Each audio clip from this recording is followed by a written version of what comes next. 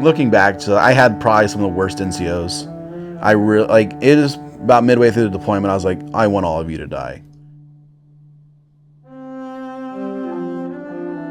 And we weren't in country more than 30 minutes before we started engaging Iraqi regulars.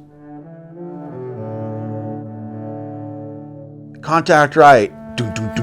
And so I'm seeing, the tracers, and inside this truck, I'm like, oh shit. And I just start fucking shooting at the truck. And then all the other gun trucks started shooting at the truck. And then the truck blows into fucking flames, and then we just kept on pressing.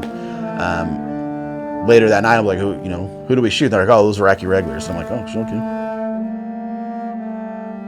This is Kyle Hunter and Elijah Fleming with Don't Mean Nothin. We're here with Chris Rangel. Chris, did I pronounce that right? I'm sorry. That's close enough. So Chris is the owner of Undr Industries, avid paintball player, legend in the community, and a Marine Corps veteran. So we're here to talk a little bit about his story, his background, and see what makes you you. So we'd like to start with where you grew up. What was your childhood like, and talk a little bit about where you're from. Originally from Clinton, Oklahoma. Grew up all over the country. As a kid, Illinois, Missouri, Oregon, Washington, Idaho. Was a poor kid. We just bounced around everywhere. Just really didn't have a lot growing up. Till about, I think it was my, right when I was about to start high school, I told my mom, I was like, I'm done moving around and whatnot, and ended up living with my grandparents, so I could actually do high school and not move around every few years. And finished out high school in Clinton, and then while I was in Clinton, we were just my grandpa. He was a Vietnam vet. We didn't really have a lot, and he was a mechanic after he got out of the service. Grandma, she was stay at home. She retired from the factory job that she was in, actually here in Chicago. And I joined the Marine Corps when I was there, and went to school there and whatnot. And so that was, kind of like the poor kid in a small town that was a poor community. That was an oil boom community that fell apart in the, I think it was the mid '80s, late 80s or whatnot. They had an oil boom, and then it crashed, and everybody left, and so it was just kind of like a little ghost town. Why were you guys moving around so much? You have a military? No, we were just poor. So we bounced around a lot, just from place to place. Whether go stay with mom's friends here, mom's friends there, mom's friends' family here. Her family is from Kankakee, Illinois, which is not too far from here. So we lived out there on a farm for a bit.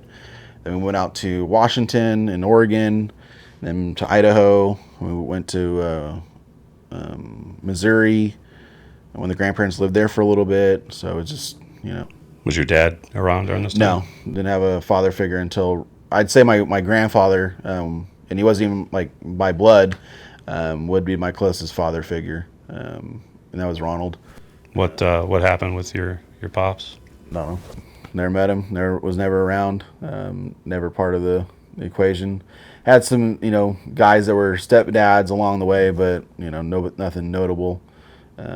So I actually find that interesting because of I've coached paintball specifically for so many years, and so many young men that don't have a father figure. It's hard to teach them accountability and stuff like that from just from their background. So I find it interesting that you turned out the way that you did, without having a man actively in your life.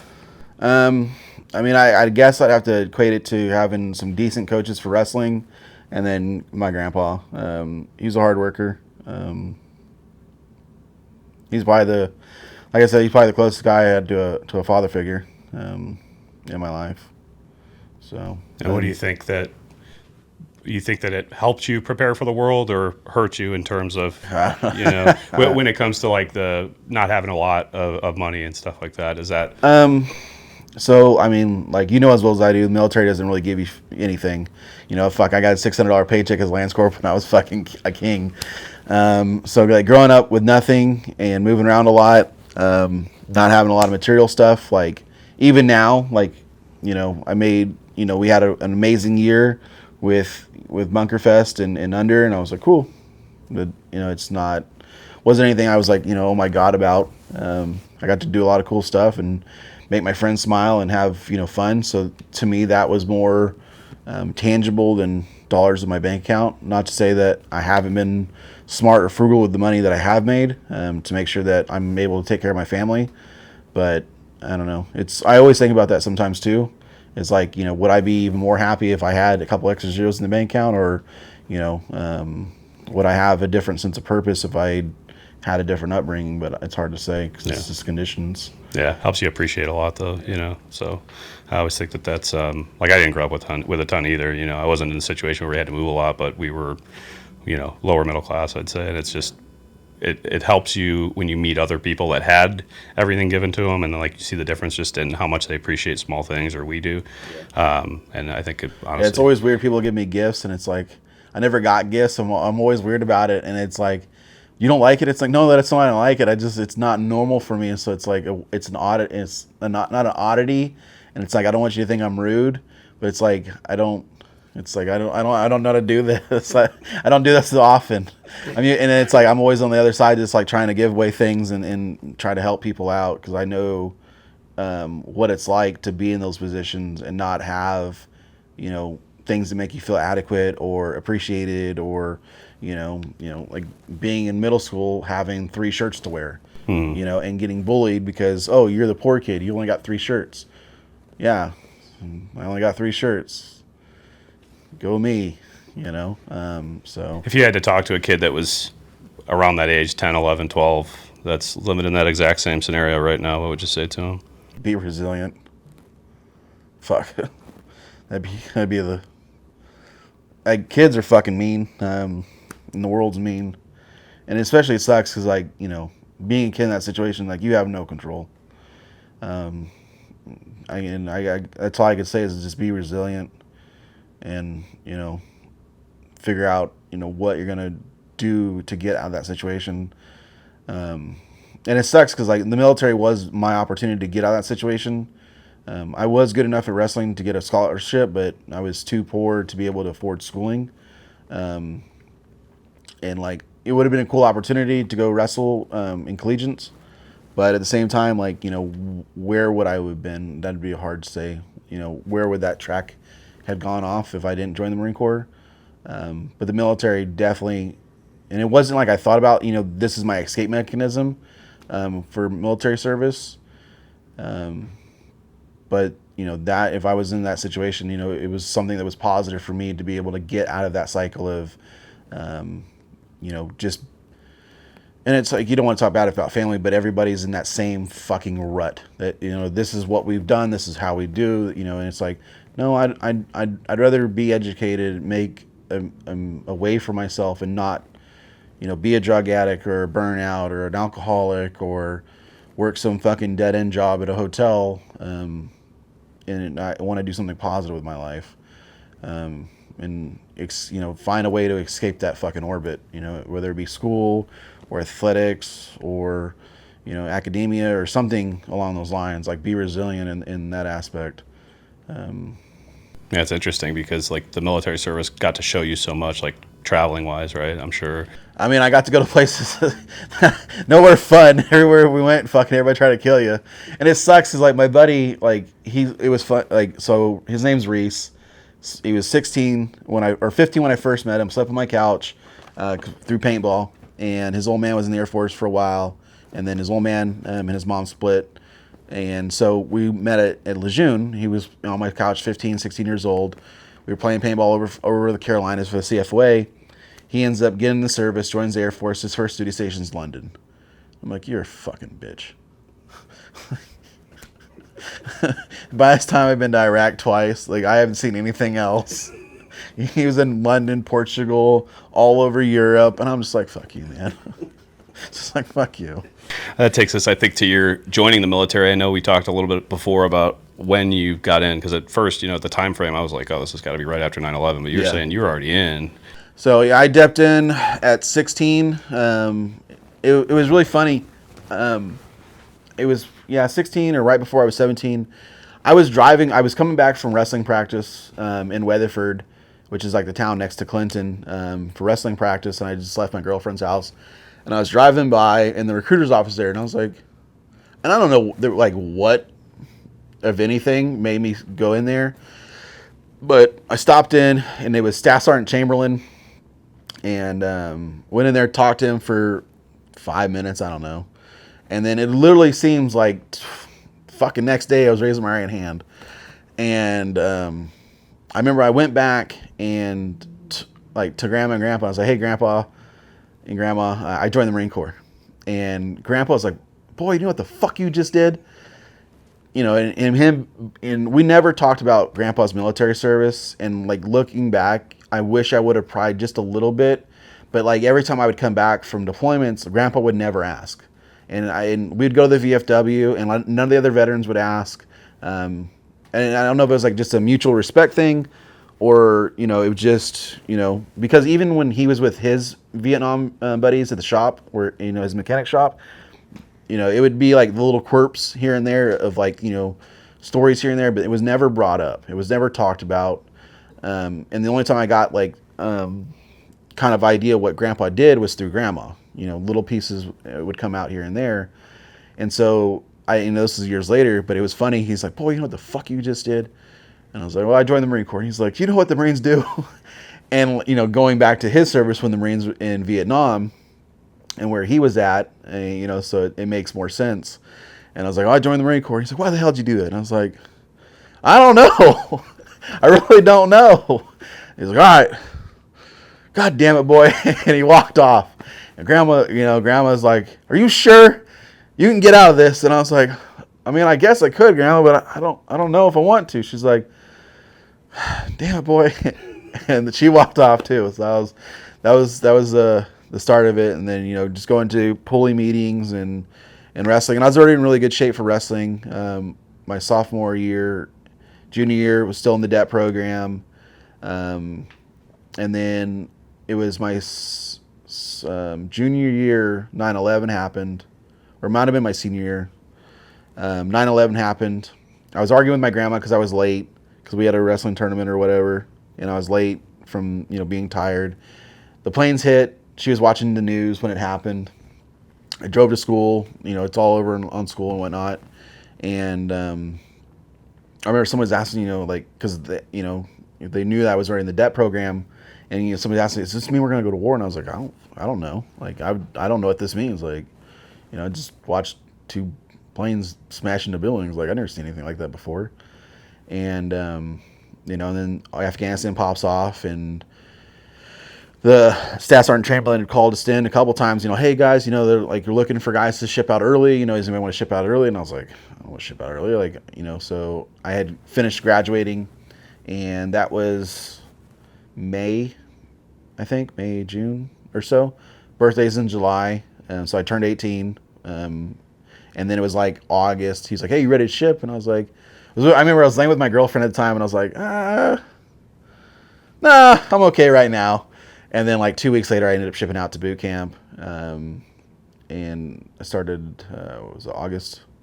Yeah, I think I was like August 8th or something is when I was in receiving. Did the 3 months, boot camp, graduated, went straight to SOI. Let's rewind to the beginning of boot camp. When you're on your way over there, I mean, you're obviously a wrestler, you're in good shape. Yeah. How are you feeling on that bus ride? Are you nervous? Like looking back, it's like one of those like anime scenes where like all the lights are going, and I didn't know what to expect. You know, I don't think you really know what the fuck you get into, and so you're going off, and like we had no interaction from other Marines, or for myself anyways, besides Staff Sergeant Chamberlain, and like my staff sergeant or my recruiter did whatever recruiter does, ended up sleeping with another pulley and then getting fired. So I didn't have like a good recruiter, and of course the son of a bitch lied to me, and so I wanted to be a tanker, all right. So I went to MEPS, go there, and they're like, "You're too tall to be a tanker," and I'm like 6 foot. I'm like not massive, and I'm about 70 pounds lighter than I am now. And they're like, "Yeah, you're too big for a tanker, but we got you though." And I was like, "Well, what do you got?" He's like, "We got you 03." I'm like, well, "What the fuck's 03?" He's like, "Don't worry about it, I got you." And I'm like, all right. So I fucking go through, and I go back, and I tell him, he's like, "Hey, that's great. 03, that's great." No, and this motherfucker is goddamn motor T. When I didn't know this at the time. I didn't know any of this. We're all dumb. And I find out he's motor T or some shit. Some massive fucking POGAS job.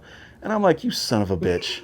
And I didn't get to yell at him at any point because he ended up sleeping with some pulley before I got to come back from my deployment. And so, yeah. But, yeah, I was on that bus ride, and, like, I didn't know what to get into because, like, we had no interaction from other Marines from the fleet while I was in depth. It was just him and then one other dude from the Oklahoma City because we were off at a substation. So I never seen any other Marine besides that dude. He was my only interaction of the Marine Corps. And so, like, I got no preps, no talks, just, this is, be here. Okay. Be here. Okay.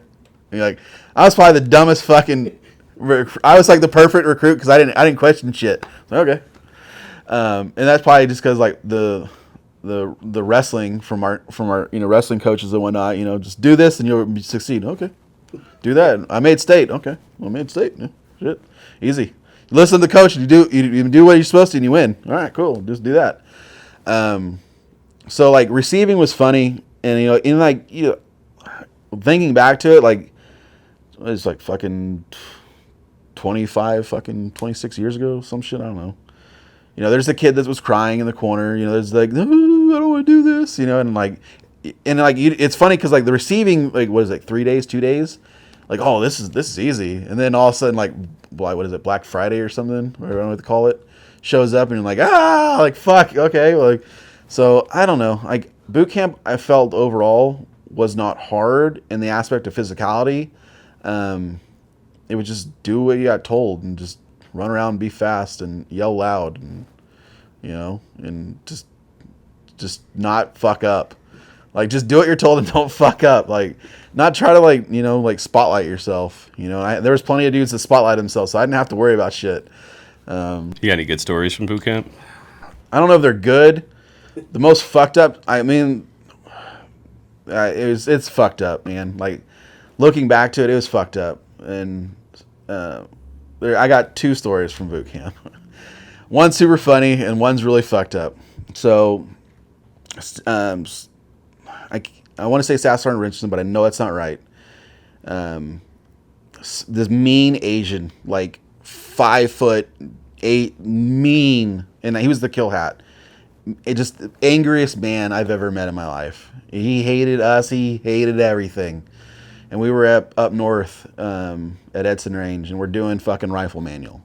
And Fairs he's the 10% dude. Like, he is living the edge of just life is fucking terrible. Dude couldn't do anything fucking right. It was just rough every day for this man. And so we get done with fucking showering. We set the foot lockers up.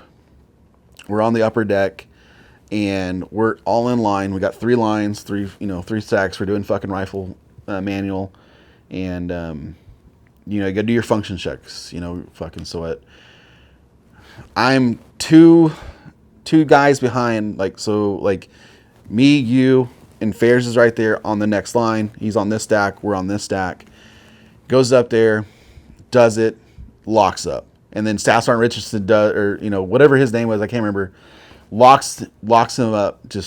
He's like, you fuck this up again, I'm going to butt stroke you in the face. And I'm like watching I can see his face, I can see the side of his face, like, and I see him just screaming at him. And I'm like, oh, fucking Christ. And so I'm like sitting there, oh, fuck. And at this point, like, this man has been on this kid's ass 24/7 for 2.5 months, 2 months at this point, or whatever it is. I'm like, fuck. And so he click, pop, click, clock.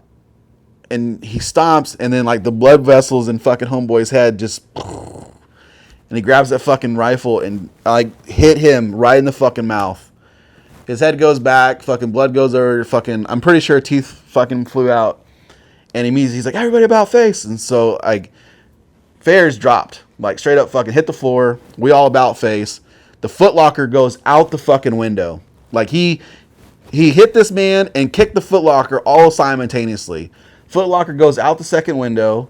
He's on the floor fucking gaggling on fucking blood. We all about face. The whole fucking platoon.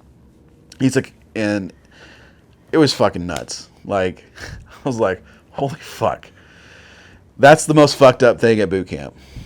And then during the Crucible, we had this other staff sergeant, and he was from Louisiana, I think. And he's we were low crawling, and we're going up fucking some goddamn hill. He's like, everybody low crawl right now.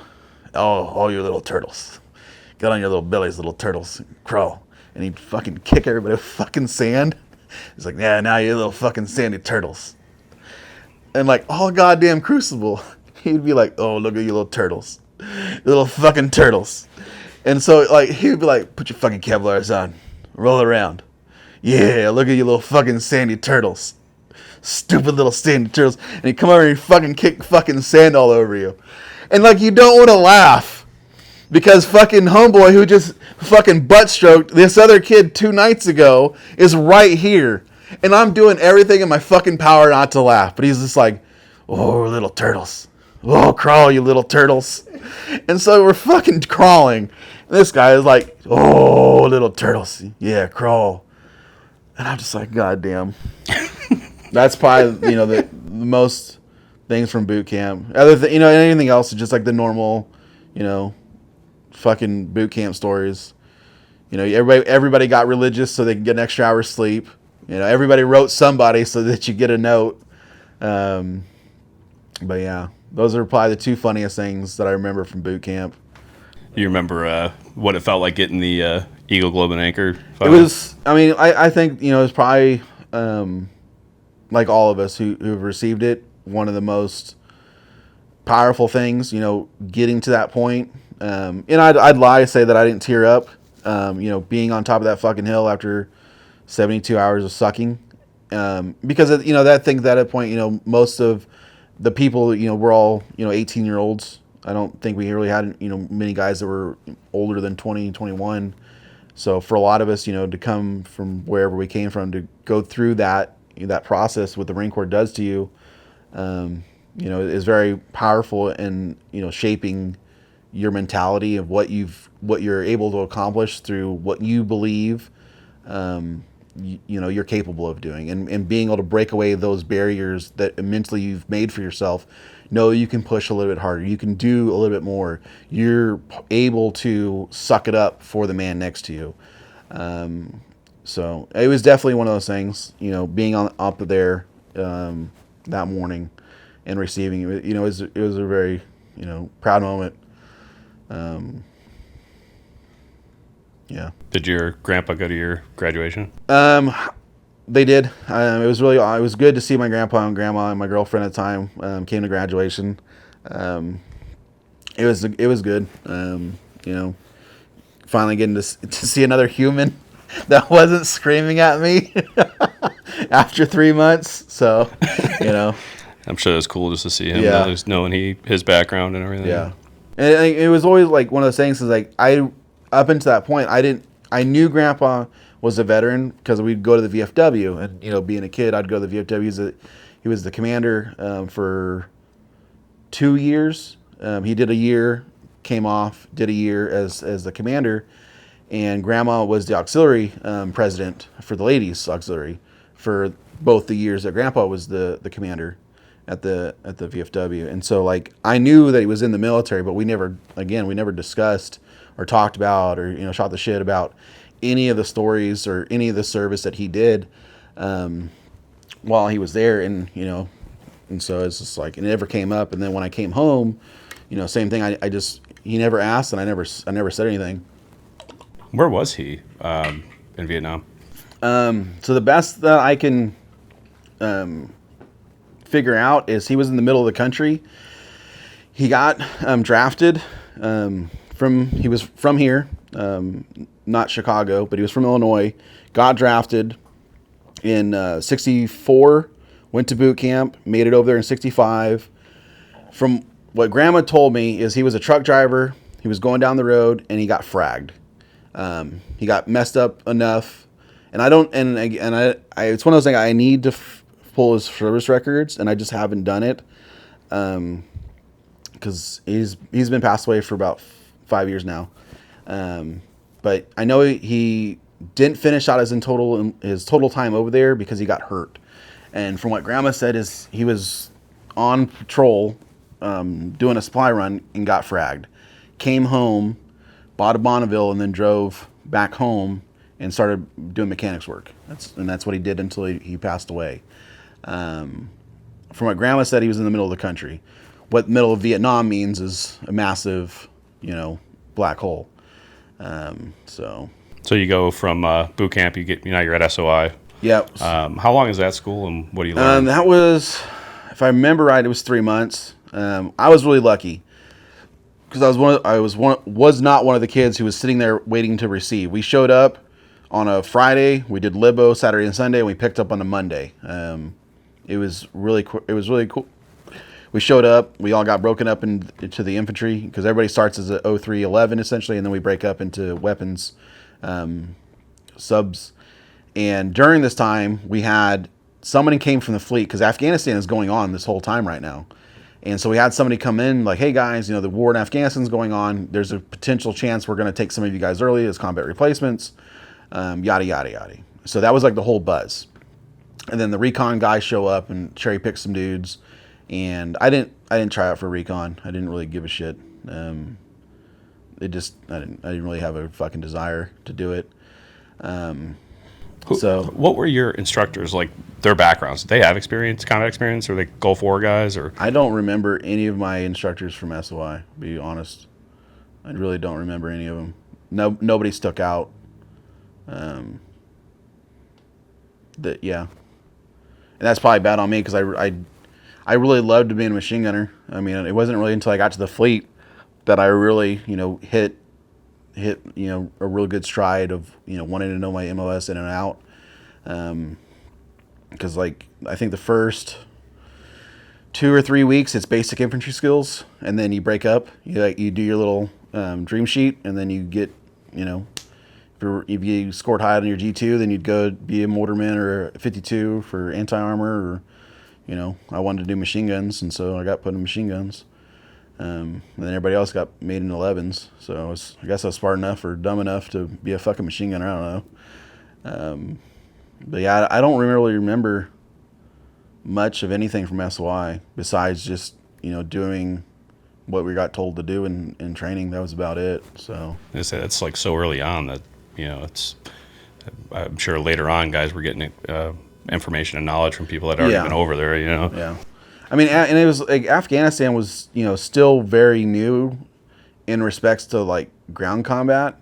Cause like even at that point, it's not even a full year of conflict. And it's mostly, if you look back, it's all the SF dudes, it's the higher tier operators that are doing missions. It wasn't our dumbasses doing fucking patrols. That wasn't for another 3 to 4 years.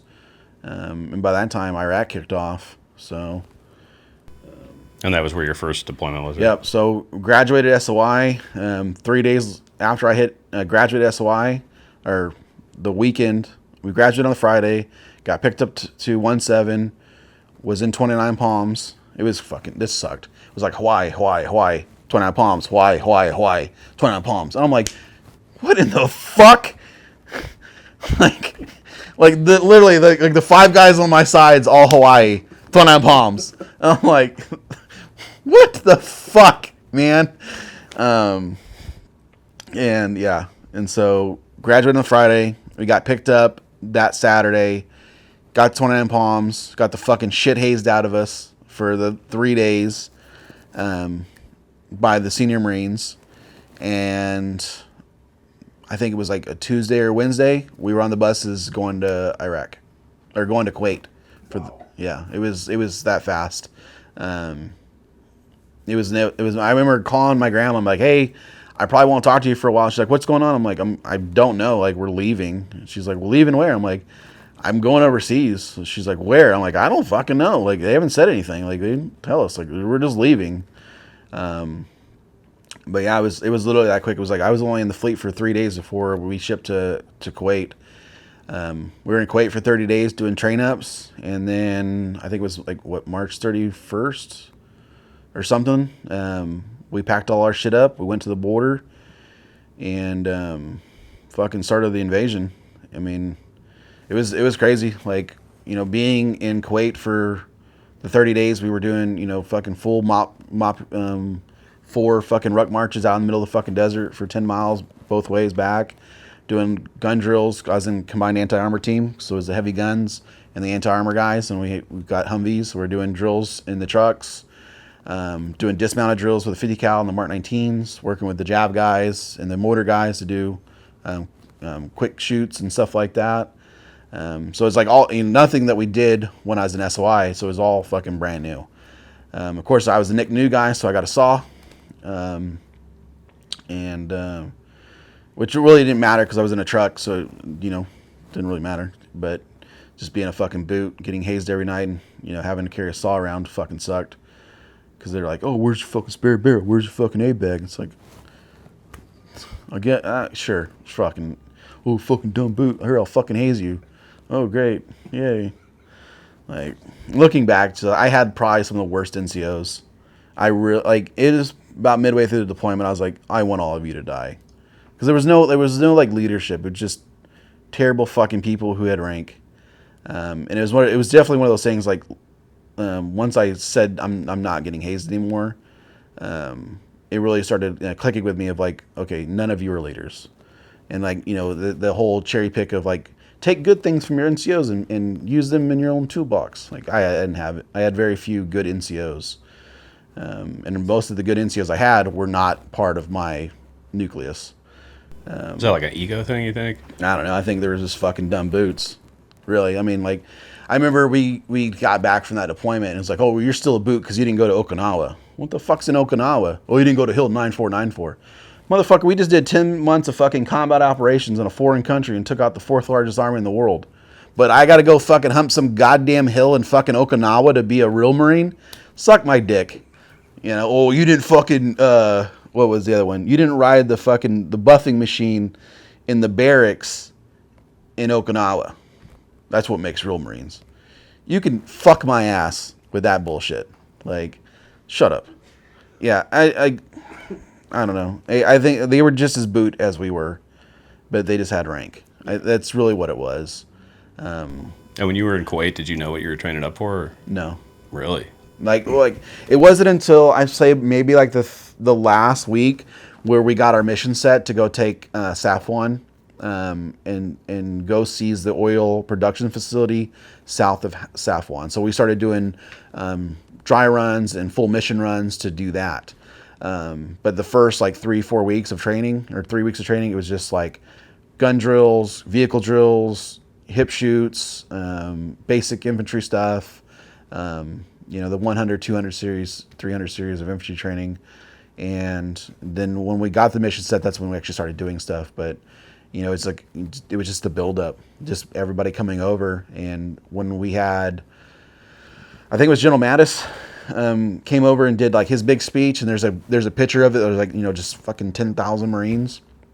And, my dumbass dot is somewhere in that massive picture, and I remember him up on that tank talking, hey, we're going to go push the border and fucking, take over Iraq. And I'm like, sure, like, I guess. And it's crazy because, like, thinking back, it's like, I'm 18 and, like, I guess this is normal. Like, I don't fucking know any difference. Like, everything has just been, like, just fucking constant go. So I'm like, sure, I guess this is what it's supposed to be like, and, we moved out, whatever, March 30th, 31st or whatever. We all got online and they're like, go to bed. I was like, no Firewatch?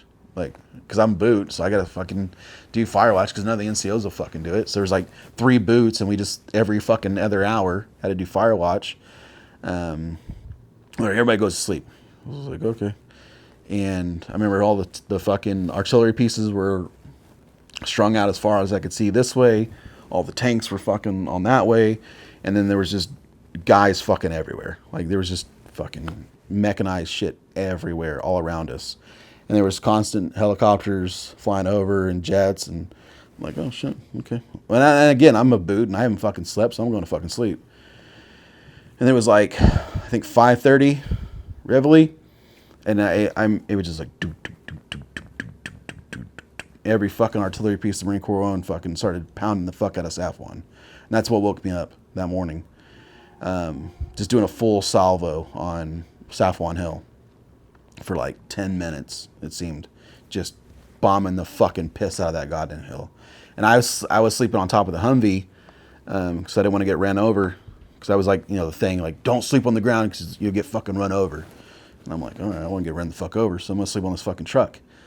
And I remember, like, looking over, and it was just like all the artillery pieces firing off. And then just firing off, and firing off, and firing off. And I swear to God, it went on for like fucking 10 minutes, and the hill just, it looked like some fucking World War II movie. Just fucking hill just getting the shit fucking pounded out of it. And then the 18s came, dropped ordnance, more ordnance, and then the Cobras came in, rockets, and then they came back around and fucking chain gunned the fuck out of it. And then they dropped in the fucking dudes. I think they did spies and fries, dropped the fucking dudes in, and then might have been an hour later, the border breachers blew the fucking border, and then we started pouring in the fucking country. So for the viewers that don't know, what was the hill that they were bombing? So Safwan Hill overlooks the Kuwaiti-Iraqi border. It's one of the highest points from lower Iraq into northern Kuwait. It's the main road, Highway 1, I believe, runs north to south of it, and the hill overlooks Kuwait. So pretty much it's early warning detection, and there's no way that they wouldn't have seen us for the last 2-3 days just building up to make fucking entry. And like there's the one entry point to like drive normal cars, and then they had all the D9 dozers and whatnot and just bulldoze up a whole path right from the Iraqi and Kuwaiti border through the concertina wire, through all the barbed wire and whatnot, and that's what we drove through. And then we got back on Highway 1 and we drove towards the oil facility to start our mission. And we weren't in country more than 30 minutes before we started engaging Iraqi regulars. I mean, and again, like, this is all just normal. Like, I'm just fucking just shooting at fucking dudes. I'm like, I guess this is what we do. Like, someone's shooting, I'm shooting. He's shooting, I'm shooting. Like, you had no idea, like, the historical significance of that? No, absolutely not. That's so wild. Like, just, I'm an 18-year-old fucking fucking Marine on a gun truck, just pushing into another country, and I don't think I slept for by 2 days because we were just going and going and going. We hit the oil facility. We did the whole mission. We did the outer cordon. It was cat blue and cat red, so we had the outer cordon of the oil facility so nobody could come in to reinforce. I want to say it was Charlie Company or Alpha Company, dismounted from the tracks, cleared out the entirety of the oil facility, and then we handed it off to somebody else, and we all packed up, and then we just kept pushing north. Let's back up to that first engagement. So you said right when you got over the border, 30 minutes, 40 minutes. What was that first engagement like for you? What happened? I'll be straight, man. I don't know. Like, there was a truck, they started shooting, and then the 50 cal ran over, and I was the A gunner because I'm a boot. I don't get to be in the fucking gun. But I got my saw, and I had taken the door off, and I took my sling, and I made kind of like what you do like in an aircraft or a Huey, a sling strap, so I can just rest my saw on. So we're going, and I can see my gunner. He's facing this way. I think it was Jericho, fucking loser. And I don't remember it was him, or it might have been Crespolinski. One of the ones was in the gun. I think it was Crespolinski. But the gun's facing this way, and all of a sudden, contact right. And so I'm seeing, the tracers, and inside this truck, I'm like, oh shit.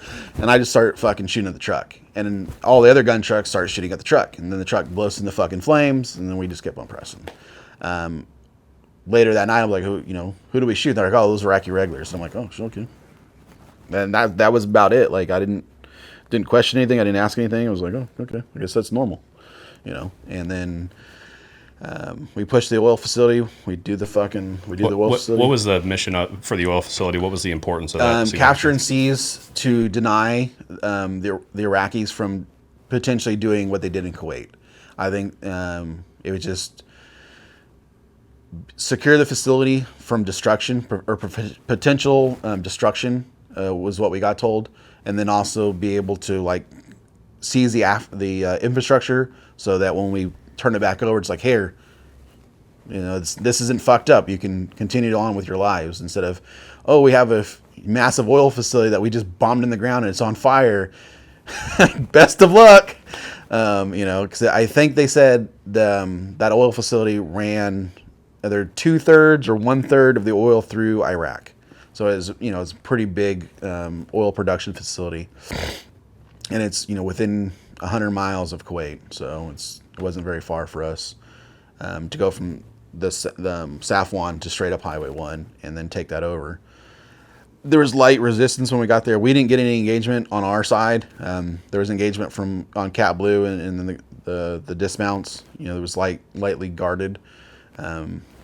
Most of the guys fucking seen us coming, dropped their shit and ran. I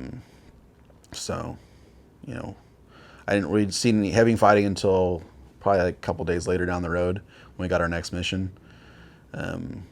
We had Lieutenant Bates, and it was funny. His dad was Colonel Bates, and we got a mission to go hit this town where they found a bunch of T-55s and 62s, BMPs, and a bunch of Bath Party regulars. So it was like, hey, go knock all those dudes out, take the town over, and then wait for next. And then it's like, so we creep up within 30, 40 clicks, just outside of like maximum range for the tanks.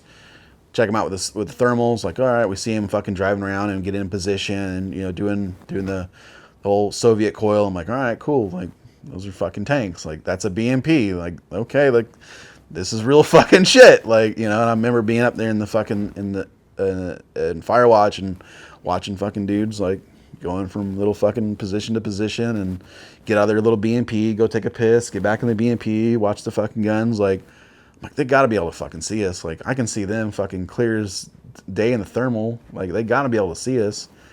And then the next morning at like 4 o'clock, we just come fucking barreling in. Hit the fucking town, knock out T-62, we knock out a T-55. I remember holding security with my saw, because I'm a boot. I don't get to do anything cool. I just get to watch all the fucking senior Marines fucking fuck everything up. And they're like, you hold security and make sure someone comes around us. I was like, all right, cool. So I'm just sitting with my fucking saw, and he's like, grab the AT-4. I'm like, all right, cool. So now I got an AT-4 and a saw. Like, I'm super fucking mobile now. Yay. And they're like, shoot the BMP. And I was like, shoot the BMP? Like, shoot the fucking BMP. I'm like, hell yeah. Fucking, so I got to shoot a BMP with an AT-4. And I was like, hell yeah. They're like, get the back in the truck. I was like, okay. Like, and again, like, it's all just like, you don't have any concept of it. Because it's like, I'm just fucking here, man. And, like, that's like the first time I no shit got shot at. We were bounding between positions, and Jericho was in front of me, or within close proximity, was like, and I was like, oh shit. And we all looked at each other and was like, yep, that's what I thought it was. And we just kept running to the next building.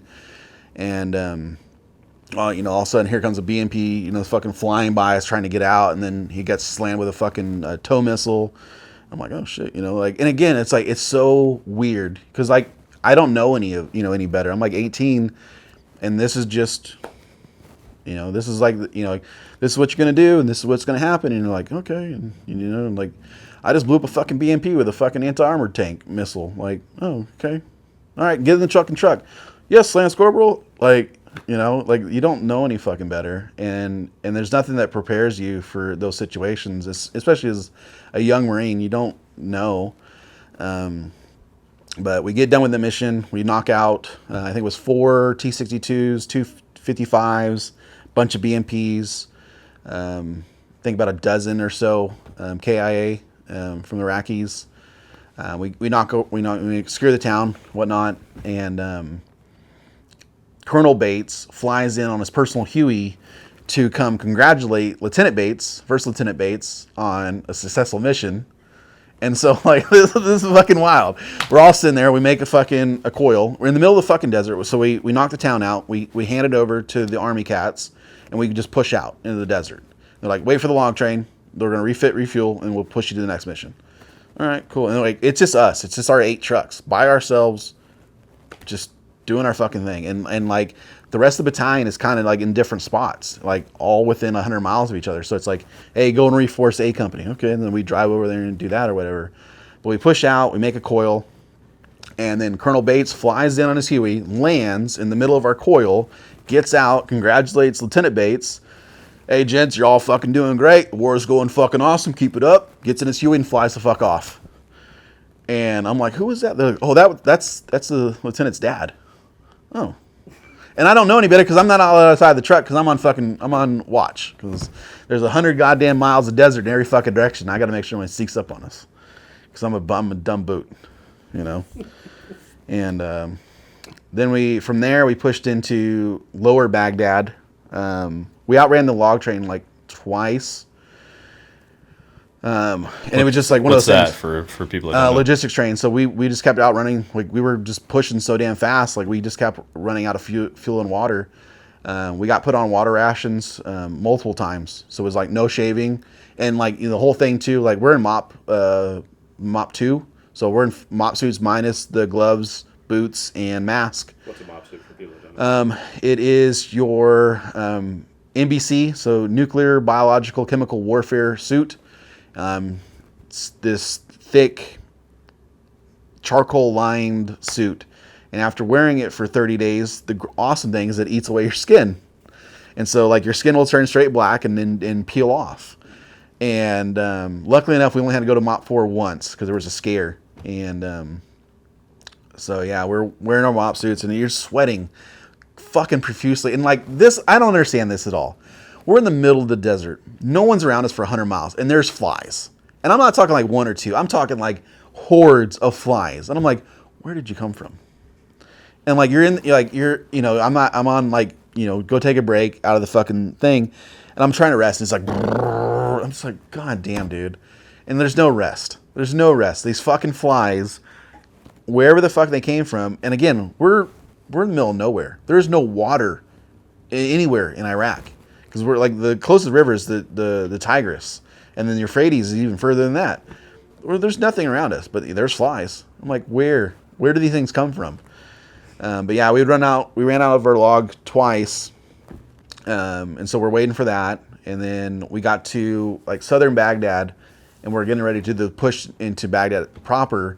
So we're waiting out there, and that's when the big dust storm happened, and we couldn't see anything. It was crazy. Like, I remember like sitting and it just slowly marched on top of us, and then everything just stopped, and I couldn't see from me to you, and it was so loud and deafening to sound like you were inside of a tornado. And like growing up in Oklahoma, I've been around those, like just the deafening roar of wind, and now it's like the dust, and like it's like, don't move, don't do anything, don't move, just stay in place.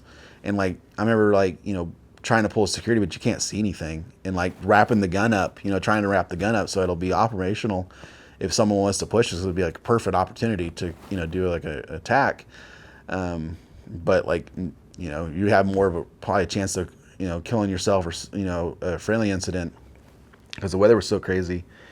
And is this when you were in the city? No, this is when we were in the desert. So we got done with the second operation of taking out the tanks. We pushed out and we waited for 3, 4, 5 days, whatever it was. Got refit, refueled, pushed up, did another small little operation. I remember we pushed up, and then Nasiriyah was off the distance. So we had just got refit, refueled, and we could see Nasiriyah off there. And there was talk about sending 7 Marines to go reinforce the Army Cats in Nasiriyah. And then they're like, no, we're going to take all of you guys, and we're going to push you to the east to go help in southern Baghdad. And so we watched 2 days of straight fighting in Nasiriyah, or what did I just say? Nasiriyah. Yeah. And so we just watched that whole battle, the aircraft, the gun, like everything, artillery, I'm watching it, just like you would sit on a hill and watch, Napoleon roll through Waterloo. Like, it was crazy, like, because you just see, and it's like, fuck, man, like, you're watching this battle from 50 clicks out, 50, 60 clicks out. We're watching, this whole battle. Like, all right, guys, we're gonna send you guys over to reinforce. And then he was like, no, all right, we're going over here. No, we're going, and then so it's like, you're like, well, I don't give a fuck, man. Like, where fucking we going? So like, we got moved to somewhere else, and we waited there. And I remember, so we were waiting for somewhere, and this stupid biplane, like this Warhol fucking 2 biplane, and we couldn't go anywhere because there's a minefield over here, and like this hadn't been cleared or whatever. And like Lad was over here, and like they were all stationed out, and Lad had their missile truck on one side, and they had like the miniguns, like the big ass Gal miniguns, that would be on the Cobras on another Humvee. And I'm like seeing this thing, and I'm like, there's no fucking way. And then you hear from the sonar thing fucking kicked over. So I look at that one, and then I hear boop, boop, boop, and I see this thing fucking spin up, and I'm like, oh shit. And I'm like, and this thing, it's not more than 2,000 feet in the air. It's just a fucking little prop plane. And like this guy is scrambling to get the missile thing going or whatever. I don't know. And the guy that's in the Humvee with the chain guns, it's all on fucking automation, and it just, firing probably 10,000 rounds in a minute or whatever on this biplane, and the biplane's like, goes plummeted in the fucking desert, and then everybody gets all fucking crazy, and they send out some fucking thing, and they're like, no, there's a minefield. And so then there's like guys stuck in the minefield trying to go to this biplane that they just blasted out of the sky, and I'm just sitting on my truck, like, again, I'm just a dumb boot. This is all normal, and there's guys in the minefield now, and there's a fucking biplane on fire over here, and these guys are all losing their minds about guys in a minefield right now, and I'm like, okay, just cool. Chaos, huh? Yeah, and then I remember that happening. And then we pushed to lower Baghdad, and we waited for a few days, and then we had to take over the Tigris River bridge. Not us specifically, but we had to go reinforce, because I think with the Army was taking the bridge itself, was taking like the mechanics of the bridge, and we had to reinforce, like make an outer cordon on our side. And then we were going to push through the bridge, like just barrel through the bridge, make the outer cordon on the other side, and make essentially a beachhead. And the Army guys would come and reinforce with support, and then we would control the bridge. And that was for the Tigris. And so we planned as much as we could on paper and whatnot. And again, and I'm not privy to any of those things besides like my Lance Corporal would come back and say, hey, this is what we're doing. Okay. And so I remember waking up that morning and us driving to the outskirts of Baghdad and getting ready. We linked up with the Army guys or whoever it was to do the bridge push, and we come in. There's like some LAVs over like down the way, and they're fighting whoever down here, and it's like hearing the Bushmaster fuck up somebody across the beach, or not the beach, the other side of the river on a fighting position, and they're fucking up dudes. And then the engineers had made a pontoon bridge, like and like we were tasked to take the main bridge with this other unit. So at the same time we're doing our push, the engineer with the pontoon bridge that's on the Abrams goes down, drops his stuff, we're pushing across. And I remember like, don't have your doors closed, because if you get hit, then you go over the river and then you'll drown. And I'm like, whatever, man. Like, whatever. So I remember like driving, because I got to drive that day, and I had my door kind of cracked open, and I'm like, they're like, you don't stop for anything. I'm like, all right. So we're going as fast as a Humvee will go, 40, 50 miles an hour. And this is in the old light skin, so it wasn't like the ump armors. So we're fucking going all the way through. We hit the other side of the bridge, going to Herringbone, all the fucking trucks come across. Nothing happened. Couple clicks down, they're still fighting down. Look back, the pontoon bridge is getting built. All of a sudden, more guys start flooding across. The bridgehead gets taken. We take the bridge over. And that was us getting into southern Baghdad. And stayed there for maybe three days or so. And then we moved further into the green zone to go take over Baghdad University, because there was a bunch of AA positions that we had to go take, and we had to clear out this A position in the green zone, and then we were going to push further into the university where there was Saddam's Royal Guard. And this is probably the only time I felt completely unsafe in this, and I accepted like I could die. Like this is like probably the only time I felt death was a potential possibility, and that was in the jungle. There's very few jungles in Iraq, but in the southern part of the green zone, there's really dense jungle. You know, you can't see more than 5-10 feet.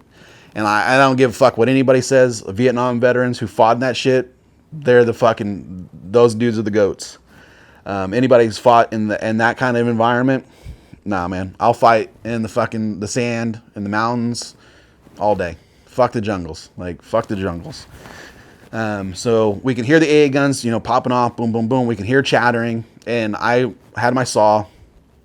I got fucking 1,000 rounds.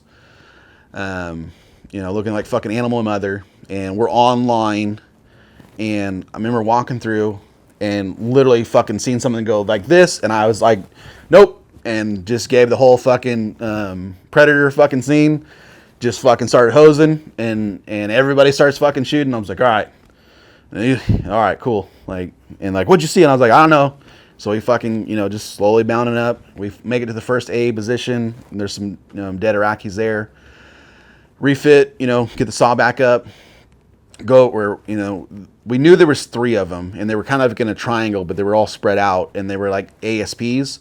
And so we were trying to be careful because we don't want to hit the ammunition and make a big fucking scene, and having cook-offs and whatnot. And well, that's exactly what we fucking did. So at this point we had, he's one of the really famous war journalists was with us during this whole episode. We picked him up a little bit after we knocked out all the T-62s and whatnot, I think, or right before that or something along those lines.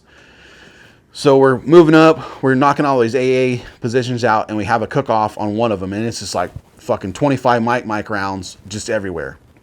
And it looks like the 4th of July in this fucking jungle. And we're still gonna knock out 2 positions, and it's cooking off rounds fucking everywhere. And the dude was with me at some point, and like one of them went like right next to us, like physically, like, being like in the pits, like, fucking on the Edson range, like it was like that. It was like right there next to our heads.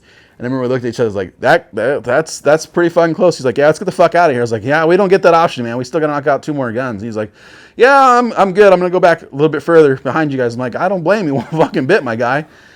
And it was fucking nuts, man. It was just like fucking rounds cooking off everywhere. And for people that don't know what a cook-off is, it's like when you've shot the ammunition source. So the way that the Soviets would pack their ammunition would be in these wooden boxes that's covered in not a wool material, but like it's like a cloth material, and then they have it packed in fucking grease, essentially, or whatever, to lubricate when it fires through. Something along the lines of in there caught on fire, caught all the fucking boxes on fire, and just started, and it's just stacked. I mean, because there's anti-air guns, so they're ready to shoot down aircraft, and they're stacking these things 6 feet tall, 10 feet deep. So one side would start catching on fire, and it would just go down the line. And Soviets don't make fucking good ammunition, so it would just burn through. And those rounds are still lethal. Oh, absolutely. You know what I mean? Like, yeah. And so they're just cooking off and whatnot, and we get away from that, and it's still cooking off. Like, it's burning jungle at this point. We knock out the other 2 guns without doing the same thing. Engage a couple more Iraqis, regulars who stayed in their positions. Got to the other side of the green zone. We linked back up with the rest of the platoon, and just kind of held in place in that little area. And then we waited, and I think it was like the day or the next day, we did the full press into Baghdad University, like the main university, to go engage the Royal Guard that was there, that had set up positions. And there was little fighting positions all along the way. And so outside of Baghdad University, there's a river. And on the river, they had set up a it was, I know it, like a ferry boat, it'd be, I guess, and they had a quad Dishka set up on this boat. And so they were engaging troops the night prior off this boat.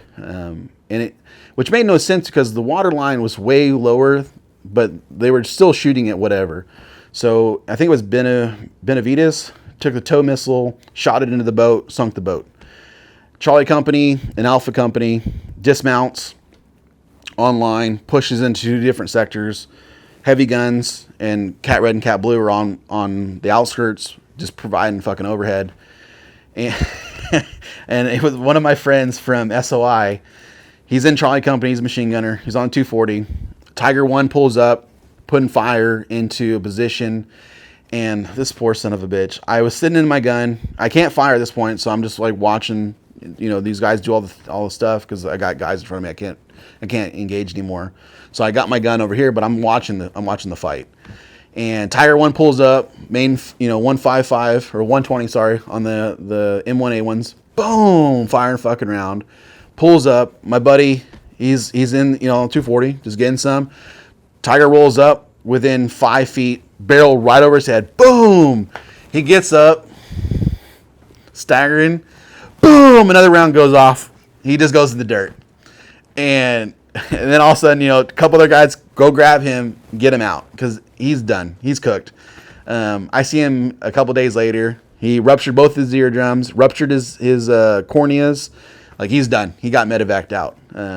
Yeah, he had 3 120s launched over his head because he was in the percussion zone or whatever. He's in the space you're not supposed to be in, or the SDZ for a main tank round. Because he was just, getting some. He was engaging the bath party dudes. And Tiger rolls up. Boom, boom, boom.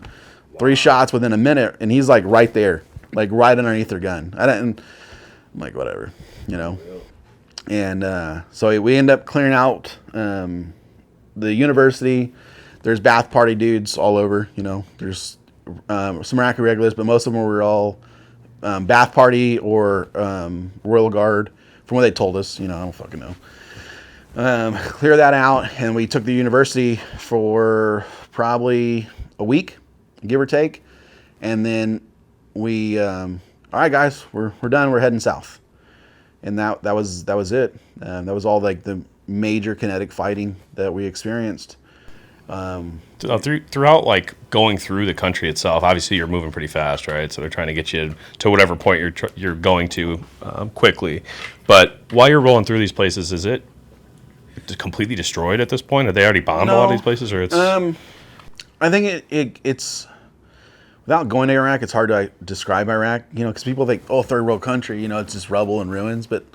No, like, if there wasn't a reason for us to engage there, we just blew right by it. Unless somebody, gave us a reason to ruin your day, like, we didn't stop. Like, that was how it was for Cat. Like, we just pushed. Like, we never stopped. Like, it was just go, go, go. And unless someone made a reason for us to stop and fuck with you, then we didn't stop. I know on a couple occasions, like, we were going, and 81s was in their tracks. And someone stopped. And so 81s piled out and did a short mission. And just, like, danger close, full salvo of 81 rounds 100 meters out on some building.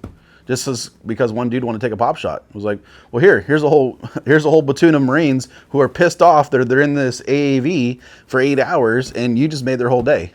So here's 40 rounds of 81 millimeter high explosive. Hope you enjoyed it, So, but yeah, if we didn't have a reason to stop, we didn't stop. I know on one occasion we stopped when that Abrams, when they said they destroyed their first Abrams, we secured that area. Like, we were in that general vicinity of that whole area.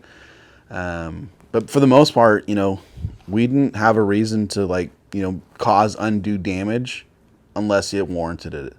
And I think that's always one of those things, people have a perception like, oh, military is just going to fuck everything up. It's like, it doesn't do us any good, Like, there's no reason to do a melee or melee,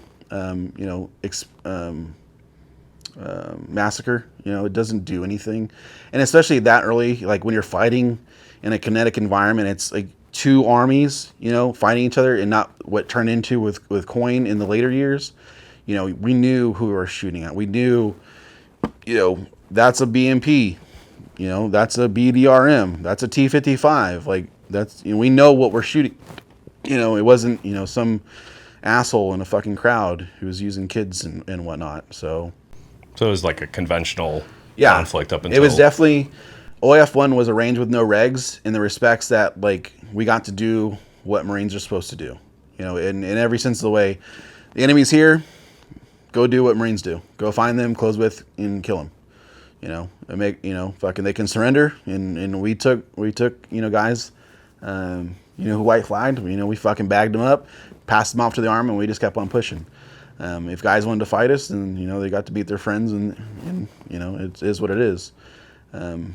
And again, being 18, I didn't really have any concepts of any of that. It was just like, this is just normal. This is what we're supposed to do.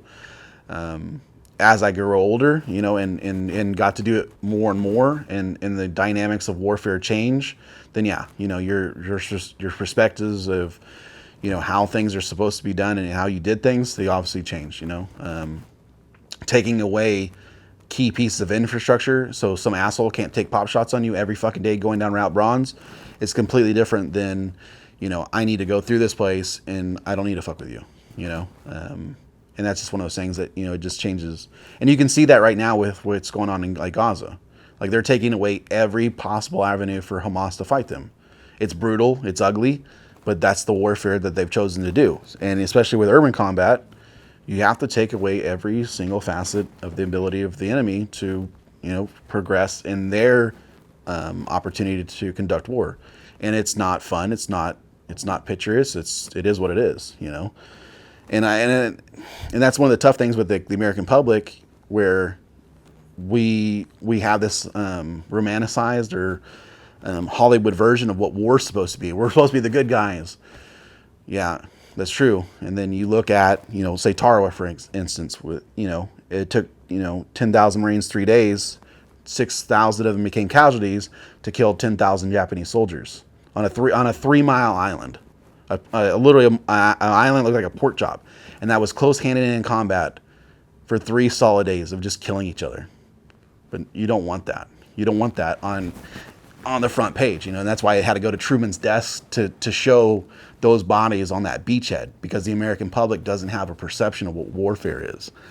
And they don't want to see little Johnny's guts splayed out on the concrete. They don't want to see little Susie's head fucking blown off on a Humvee. War in itself is not friendly. It's not, it's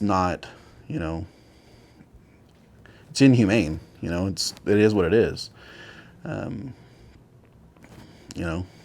don't regret anything I did, but it's just, I don't want to say it has to get done, because I would like to believe that we as a people can get to a point where war is not a necessity, but men prove otherwise, and then it's then it becomes, it's us. It's the grunt in the fucking ground who has to go kill some other motherfucker in the dirt, and then here, for what, So 2 questions to wrap up this deployment, and then we'll continue the rest of this, and the rest of your deployments in part 2. But first one is, with all the firepower and stuff that you saw before you guys even went into the country, during this time frame, are you feeling like, as far as American military power, is this just... I didn't really have I read a little bit, and I was never a really great student. I was never really invested into the mechanics of warfare until I got into the military, and trying to be a better NCO, a better leader. I remember sitting in the chocks, getting ready to push south, and it was just line and line and line and line of, the 7 tons, 5 tons, Humvees, tracks, tanks. Just as far as I could see. And I think for a lot of people, they're like, being in that position in 2003, and seeing all that, like holy fuck, like the Marine Corps in its own right has, I think, the fourth largest air force, only behind the Army Air Force, and then the actual Air Force, you know. And then at that time, Iraq had, I think, the 12th largest Air Force, but had the fourth largest Army. So you look at, you know, in that aspect, you're like, holy shit. If we've got this much and we're number one and they're number four, like, holy shit. Like, any, you know, and as an 18-year-old, like, how do you equate that, you know? And so, you know, like, it was one of those, like, holy shit moments. And then you look, you know, you're just one fucking dude in the desert and there's, you know, 10,000 Marines behind you. And you're like, holy shit, this is a whole fucking lot of dudes. And the only time I ever read about that many men in one spot is in history class in high school, you know, like, and you don't have any perception of those kind of numbers unless you were to go to like some football game or, you know, some concert with your friends. Like, oh, this is what 10,000 people look like. But these 10,000 people are all geared and ready to go kill an entire fucking country worth of people, you know? I just think it's like a true testament to just American military might in general. Yeah. It's got to be unreal, you know, to see that. Like our spending, I mean, it's fucking atrocious. Like we spend more than every other country combined times 10. And, you know, and hell, we've got enough gear right now to supply Ukraine for the last 2 years and not even fucking give a shit. Like, yo, here you go. Here you go. Here you go. Oh, you need some shit? Here you go. Here you go. And it's not, and like, we gave, you know, what is it, 40 million-ish, 40, 50 million-ish worth of jabs to Ukrainians. And no big deal. Here you go. It's like they spend all that money on military power until you guys get out, right? Yeah. And then it's just... I mean, when I showed up to Afghanistan, the Brits used javelins to kill everything. So when we showed up to our little COP in Afghanistan, there was benches everywhere that they had made, and everything was made out of javelin tubes. And at first I was like, what the fuck are these? Like, well, these are javelins. And I'm like, what are you shooting these things at? He's like, everything. He's like, Farmer Bob, he gets a missile. He's like, that bongo truck, it gets a missile. I'm like, why? He's like, why not, mate? And I'm like, well, I mean, that's a proper answer, but that's a fucking, I think, an 80 grand missile. I think. I don't know. You can fucking fact check me on it, but I know it's expensive. He's like, yeah, you know, if we're watching them send an IED, I'm just gonna launch a missile at them. He's like, it's quicker than fucking artillery, and it's a lot faster and safer than sending out a patrol. And I'm like, yeah, 100%. I'm not. Your means are fine. I'm just like, it's like a hammer in a fucking nail, or a hammer to a fly. You know, the trucks, 100%, fucking use them on vehicles all goddamn day. But I swear to God, man, there must have been 200 empty tubes in this little COP. And the COP was only about the size for a squad reinforced, so about 20 of us. And there was tubes everywhere. Like, they had tubes stacked up to become fucking around the HESCOs. There was that many tubes. Like, so we had the HESCO wall, and then they had tubes with sand outside the, you know, I'm like, and then there was benches and chairs and tables made out of, I was like, Rupert, what the fuck y'all been doing in here, my guy? You know, it was funny. The last question I got about OIF1 is, you know, you were 18 throughout that whole thing, obviously. Yep. When you get back, what is your mindset like? So I was there for 10 months. I came home, and luckily enough, my girlfriend, I was there when I got home. So I was fortunate to have family of something there to come home to. It didn't really register with me what we had done until months later. Just because because you want to be home. Like, and when you hear like the older veterans, like, I'm just fighting to get home. I never had that concept. I'm fighting to get home. I was just doing what I got told to do. I'm just doing what we're supposed to be doing. You know, we're here to do this job. We did the job. All right, cool. We're heading out of here. Because like in the later part of the deployment, you know, we were in a JOF, and we're out, you know, meeting with the locals. You know, they're super happy. Like, I remember when we went through Baghdad, we got cheered going through Baghdad. Like, we were, you know, like when the Doughboys went through Holland. and everybody's in the streets and they're all cheering for, the fucking Americans going down through Denmark. It was like one of those moments. Like, I remember we're going through the middle of Baghdad, and like there's just fucking all these Iraqis. We had got rid of Hussam, so they're all fucking happy. I'm like, oh shit, we did. I was like, that's pretty cool. I remember driving by when they pulled down that big ass Saddam. We were on, I know we're on video driving by. Like, that's one of our trucks. I don't know if it's my truck in particular, but I knew that was one of our vehicles making the turn in the green zone as they were pulling out, because I remember watching it from my truck as we're driving by. So when I got home, like none of it registered. I was just happy to be home. I'm glad that I just got to go home and I'm safe and I get to fuck my girl, because that's the only thing I really cared about. It was, it's not till you kind of sit back and like, oh shit, like that was a very historic moment. That's a very big piece in Marine Corps history.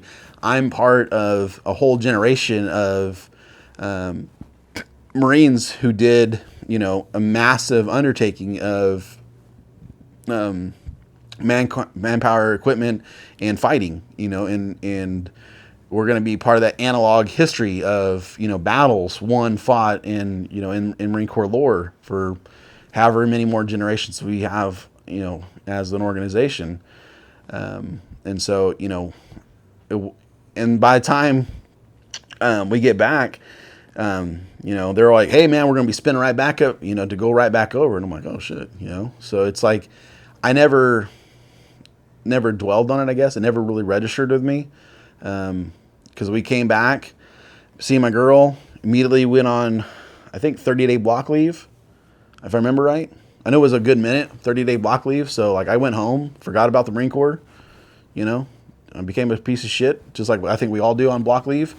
And, I mean, for me, I remember just going back out and playing paintball and fucking my girl every night. Like, I didn't care. Like, I went back to what I was doing, because I'm just 18. And then, reporting back and I think that was probably the hardest adjustment, is like, all right, well, we just did this massive thing, and now I'm getting hazed because I'm not a real Marine, because I didn't go to Okinawa, and that, oh, I'm the bad guy because I'm not going to let some fucking Lance Corporal, I'm also Lance Corporal, yell at me because I'm a boot. You take out the trash. No, you take out the fucking trash. Well, I'm your senior. You're not, I don't give a fuck who you are. You're the same fucking rank as me. You can go fuck yourself. So I don't know. I think that was probably one of my harder adjustments, was coming back after the war, to readjust to that. Because like, I don't know, it was weird, and then a lot of the NCOs had left, and then we'd gone back over, and then turning into, the senior Marine, for a little bit of it, or being that senior Marine and then getting boots in, but still being a boot, because we had other, seniors who were still there and still getting treated like, we didn't know shit, even though we just went through 10 months of kinetic operations, So yeah, coming home, I didn't really see or feel any different. I was just glad to be home and getting to have a hot shower. Things that you don't take, or you take for granted: a hot shower, electricity, fucking a water bottle that's cold, being able to poop in a toilet. Like, I didn't shower for, like, no shit, 4 months. Like no shit. Like, I did not shower myself with running water for 4 months. I didn't shower in Kuwait. I didn't shower for the push. I didn't shower on the back end. I didn't shower until we were in Najaf, and we went down and bought a water pump from one of the local dudes, a farmer, and ran a garden hose into some shit ass pond or whatever, and then ran brackish water through a garden hose above our head to shower. But you can only do a Navy shower because, we got to make sure everybody can shower. And my grandma sent me a care package, and in the care package, the shampoo bottle broke onto everything, because you don't know any better. You're like, oh, I'll just throw it in the fucking mail. And so I had shampoo on everything. So I remember, like, trying to scoop shampoo out of this box and trying to lather myself up to take, a sailor shower for the first time in 4 months. So coming home, I remember being down in San Diego in a hotel for like an hour, just sitting in the shower, just because I could, cranking that AC to ungodly as cold as I possibly could, and then putting my face here just because I could. Things like that you have no equation to. And like I was poor, as a kid, so it's like taking away what little things that make you a civilized nation or a first world country, running water and a toilet and electricity. That's the only thing keeping you from the savages that you believe are out there. That's probably the biggest thing I had appreciation for coming home. A hot meal instantaneously. I can walk over to Pizza Hut or not Pizza Hut. What's on base? Domino's. I can walk to Domino's right now and get a pizza. I can go to over here and I can get chicken. I'm not eating at an MRE for the 94th time, or the shitty ass UGRs. Like I remember we got to a point where we would just go and ask the dudes to slaughter chickens and lamb for us and make kebabs and the bread. And I was like, I don't care. I know it fucked my guts up for 2 months, but I was like, I don't care. I'm tired of eating shitty ass UGRs. I want to eat something else. And having homeboy, we would barter. We'd go to the back gate where we're at Najaf at this.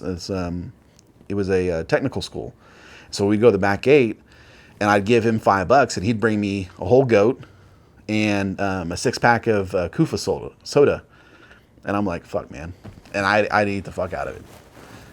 And so, yeah, that to me was like what I think mattered most coming home, but I didn't have any problems adjusting, to what we did or what we experienced. And I think that's just because I was naive, of the situation, and we didn't lose anybody. Like we lost, I think one person to green on green, but I wasn't part of it. I never seen the receiving end of what warfare is. I wouldn't see that until my following deployments. So I was still that, 18-year-old buck green ass fucking, PFC. This is normal. This is what we're supposed to do. I didn't experience, seeing so-and-so in a body bag. So I didn't have any problem. Everybody who went with us that I knew came home with us. All the boots that came in with me, all three of us, we all came home. So it was, no big deal, so. You talked a lot about being young, like naive, not knowing exactly what you're getting into. Like for what you know now, looking back, do you see that as almost predatory for the military? Or do you see Absolutely. I think both. I think you have to have that. And it's always one of those things you'll see, it's the dumb kids from the middle America who become, military members.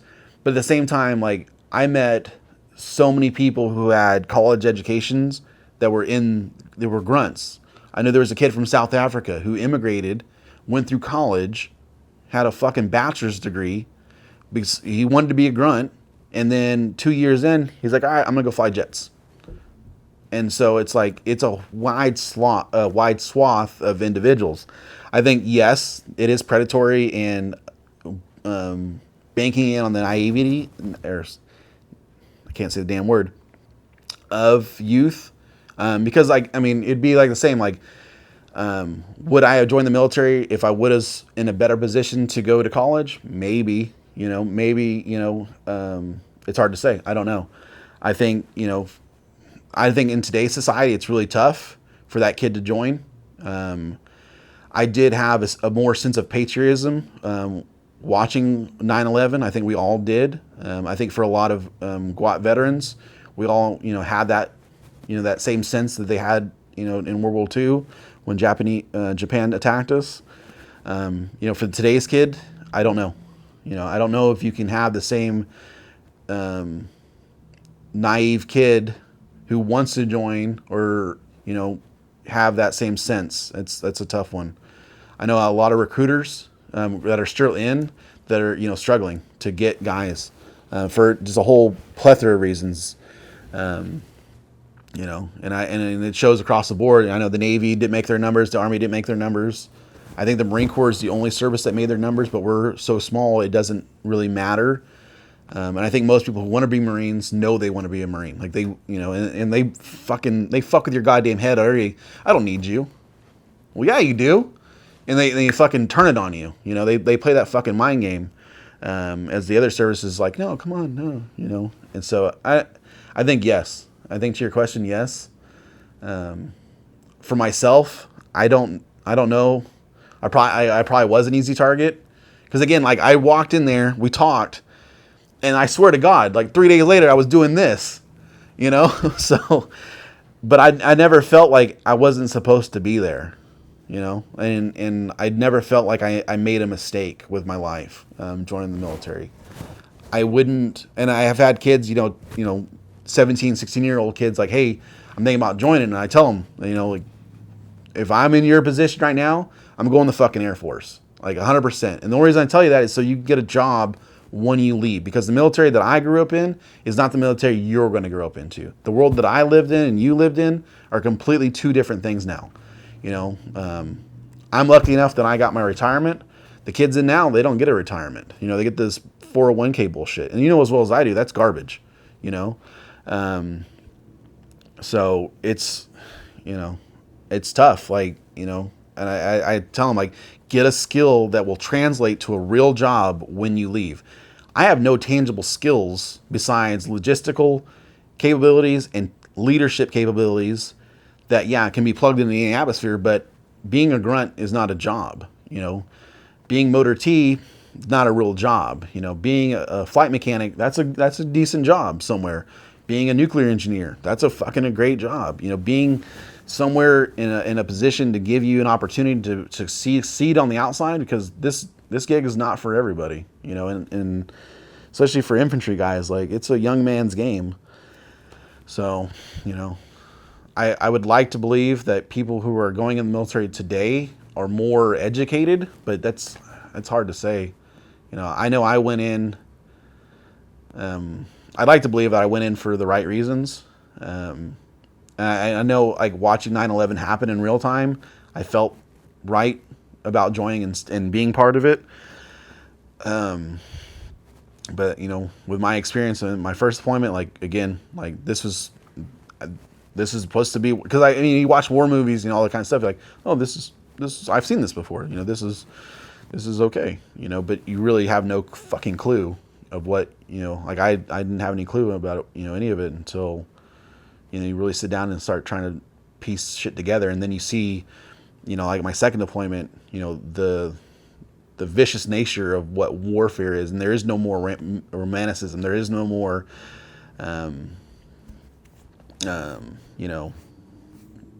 the love of it. It's just this cruel fucking beast, and you're putting your friends in body bags and you're going out. I talked to my buddy the other day. It's like, the mission still has to come. You still got to fucking patrol. Yeah, James is in a fucking bag 8 hours ago, and you got to go fucking stand post, my guy. I'm sorry. We'll talk about it later. And I think if my first one went like that, I think I would have been a lot different coming home, to your question earlier. But I didn't have that experience, and I think that's only a testament to, for the Marine Corps, I really believe that we have very good lessons learned, and we try to implement those lessons learned in every conflict, trying to make it so we have less casualties. And especially going from those, Vietnam guys wearing fucking slick Nothin to the Gulf War veterans finally getting Kevlars, wearing a fucking helmet. All the technology upgrades along the way make you more lethal. And now you look at Ukraine, motherfuckers using flame fucking thrower drones on each other. It's like, holy shit. Like, where is warfare going to continue? Like, what are we going to get, mechs next? We're going to be in fucking Gundams here in 10 years. So, I don't know. I don't know, man. Like, I want to believe that kids now are going to be smarter, but at the same time, like, I deal with some kids that are fucking rocks. So, I don't know, man.